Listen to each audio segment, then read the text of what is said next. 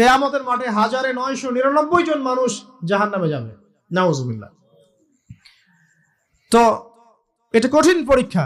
আল্লাহ রাসূল সাল্লাল্লাহু আলাইহি ওয়াসাল্লাম বলেছেন যে নিশ্চয়ই তোমাদেরকে এখানে পরীক্ষায় ফেলা হবে, আর তোমরা যদি এই পরীক্ষা জেনে তোমাদের মৃতদেরকে দাফন করা থেকে বিরত না থাকতে, তাহলে আমি তোমাদেরকে শুনিয়ে দিতাম কবরে কেমন পরীক্ষা হয়। মানে যদি আমরা শুনতে পারতাম যে কবরে কেমন পরীক্ষা হয়, আমরা ভয়ে আমাদের মৃতদেরকে দাফন পর্যন্ত করতাম না। এটা নবীজি বলছেন সাল্লাল্লাহু আলাইহি ওয়াসাল্লাম। তো তাকে জিজ্ঞাসা করা হবে যে তুমি কিভাবে জানলে এটা? বেশিরভাগ মানুষ তো পারে না উত্তর দিতে। তখন সেই ব্যক্তি বলে বসবে, সেই ব্যক্তি বলবে যে করাতু কিতাব আল্লাহ, আমি আল্লাহর কিতাব এই কোরআন পড়েছি। মুমিন বলবে আমি আল্লাহর কোরআন পড়েছি, ফাআমানতু বিহি, আমি এর উপর ঈমান এনেছিলাম, ওয়া সাদ্দাকতু, এবং সত্যায়ন করেছিলাম।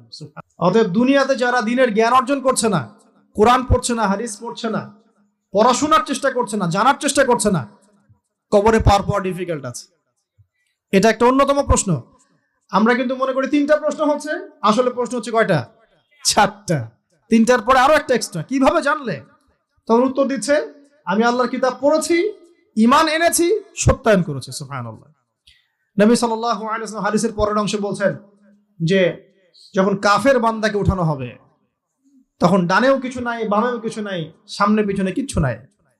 মাথার দিক থেকে ফেরেশতারা চলে আসবেন, উঠিয়ে বসানো হবে, প্রশ্ন করা হবে কে তোমার রব? একটাই উত্তর, লা আদরি, আমি জানি না। নাউজুবিল্লাহ। কি তোমার দিন? লা আদরি, আমি জানি না। এই যে আল্লাহর তো খবর নাই, আল্লাহ পাকের বিধান মেনে চলার কোনো খবরই নাই, পরোয়াই নাই। সে জানবে কিভাবে ইসলাম কি জিনিস? সে জানবে কিভাবে আল্লাহ কি জিনিস? ও তো আল্লাহকে চিনেই না।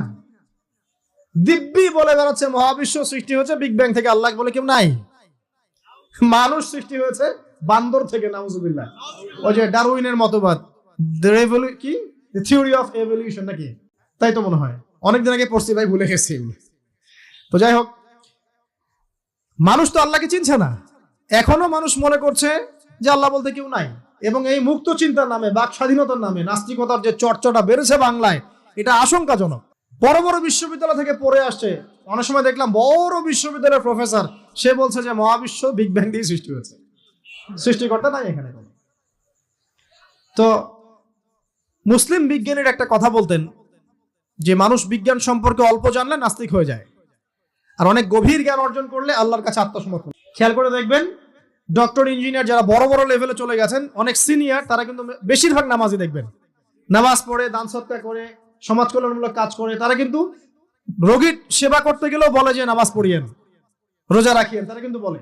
অনেক ডক্টর আমি দেখেছি এমন, যারা যত বেশি গবেষণা করে তারা তত বেশি আস্তিক হয়ে যায়, আর টুটাফাটা গবেষণা করলে নাস্তিক হয়ে যাবেন। কত প্রশ্ন, ইসলামের এটা কেন, ওইটা কেন, ইসলামে বহু বিবাহ কেন, হ্যাঁ ইসলামে কি পর্দার বিধান কেন, তারপর ইসলামে এত রেস্ট্রিকশনস, এত বাইন্ডিংস কেন, হ্যাঁ স্বাধীনতা নাই কেন, কত প্রশ্ন। ইসলামের এগেইনস্টে কত তীর এখন ছোড়া হচ্ছে।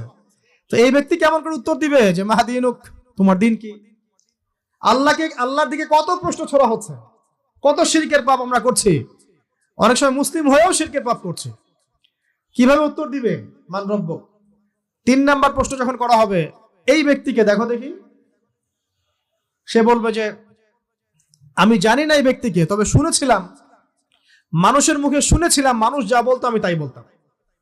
মানে সে রাসূল সাল্লাল্লাহু আলাইহি ওয়াসাল্লামের নাম শুনেছিল হয়তোবা, কিন্তু তার সুন্নত বা আদর্শ কখনো মেনে চলে নাই, পারলো না।